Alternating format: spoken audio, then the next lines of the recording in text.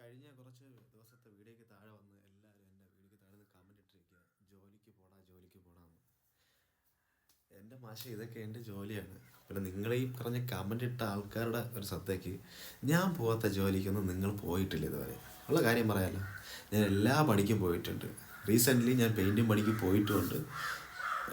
വിളിച്ചാൽ ഞാൻ പോകും, അതെനിക്കൊരു വിഷയമുള്ള കാര്യമല്ല, മനസ്സിലായോ? അതുകൊണ്ട് ഞാൻ ഈ പെയിൻറ്റിങ് പണിക്ക് അല്ലെങ്കിൽ എല്ലാ ജോലിക്കും പോയിട്ടുണ്ട്. പിന്നെ ഒരു കാര്യമുണ്ട്, ഈ വൈറ്റ് കോളർ ജോബ് മാത്രമേ ചെയ്യുന്നുള്ളത്, അതിനും പോയിട്ടുള്ളതാണ്. അതുകൊണ്ട് എനിക്ക് ആ ഒരു കാര്യത്തിൽ ഒരു പേടിയുമില്ല, മനസ്സിലായോ? പിന്നെ ചെയ്യാത്ത പണികളൊന്നുമില്ല, ഇഷ്ടം പോലെ ജോലി ചെയ്തിട്ടുണ്ട് നാട്ടിൽ. പല ആൾക്കാരും ചെയ്തിട്ടും ഈ വെയിലത്ത് നിന്ന് ചെയ്യുന്ന പല ജോലിക്ക് ഞാൻ പോയിട്ടുണ്ട്. വിളിച്ചാൽ പോവും, അതെനിക്ക് വിഷയമുള്ള കാര്യമില്ല. അതുകൊണ്ട് ഞാൻ പറഞ്ഞത്, ഇപ്പോൾ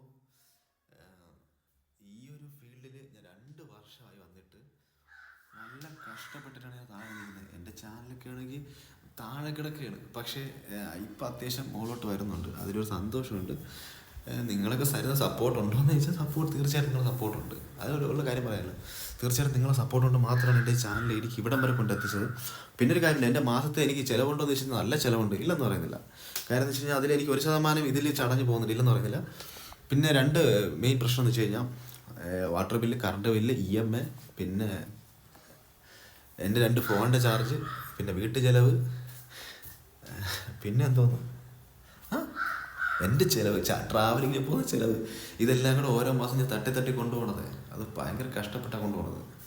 അതിൻ്റെ ഇടയിൽ ഓരോരുത്തന്മാരുടെ ഈ ഒരു കമൻറ്റുകൾ, സത്യം പറഞ്ഞാലേ ഇതൊക്കെ കേൾക്കുമ്പോഴേക്കും ഭയങ്കര വിഷമം. പിന്നെ ഒരു കാര്യമുണ്ട് കേട്ടോ, ഈ കാണുന്നതെല്ലാം ഞാൻ ഒറ്റയ്ക്ക് ചെയ്തതാണ്. എൻ്റെ വീട് മൊത്തം ഞാൻ സത്യം പറഞ്ഞാൽ വീഡിയോ എടുത്ത് കാണിച്ചിട്ടില്ലായിരുന്നു. ഇത് മൊത്തം പെയിൻറ്റ് ചെയ്തതും പൊട്ടിയിട്ടതെല്ലാം ഞാനാണ്. അതിന് പുറത്തുനിന്ന് ആരെയും വിളിച്ചിട്ടില്ല ഞാൻ. അതിൽ വിളിക്കാത്ത കാര്യം പറഞ്ഞൊന്നുമല്ല, ഞാൻ കറക്റ്റ് 6 മാസം കൊണ്ട് എൻ്റെ വീട് മൊത്തം ഞാൻ പണി ചെയ്തതാണ്, മനസ്സിലായോ? ഞാൻ ആരും സഹായത്തിന് വിളിച്ചിട്ടില്ല. പിന്നെ വിളിച്ചാൽ ഇഷ്ടംപോലെ ആൾക്കാർ വരും. പിന്നെ നമ്മളെ വീട് നമ്മൾക്ക് ഇഷ്ടമുള്ള രീതിയിൽ ചെയ്യാൻ വേണ്ടി മാത്രമാണ് ഞാൻ ചെയ്തത്. ഇത് വരച്ചതൊക്കെ അനിയത്തിയാണ് വരച്ചത്, അങ്ങനെയൊക്കെ. അപ്പോൾ ഇതെല്ലാം കൂടി എൻ്റെ കയ്യിൽ നിന്നാണ് പോണത്, എൻ്റെ കയ്യിൽ നിന്ന്.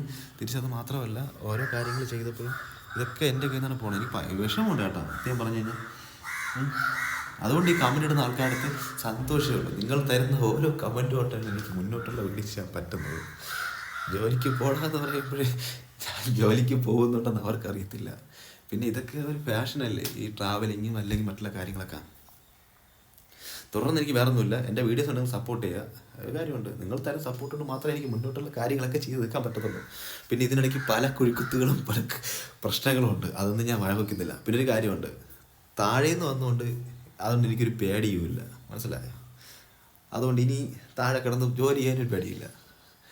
അതുകൊണ്ട് ഇനി പിന്നെ ഒരു കാര്യമുണ്ട്, ഈ മുകളിൽ ഇരുന്നിട്ട് ഒരു ഡയലോഗ് അടിക്കാൻ ചിന്തിക്കുക, ഈ ഒരു പണിയൊക്കെ ചെയ്തിട്ട് നിങ്ങൾ വരണം.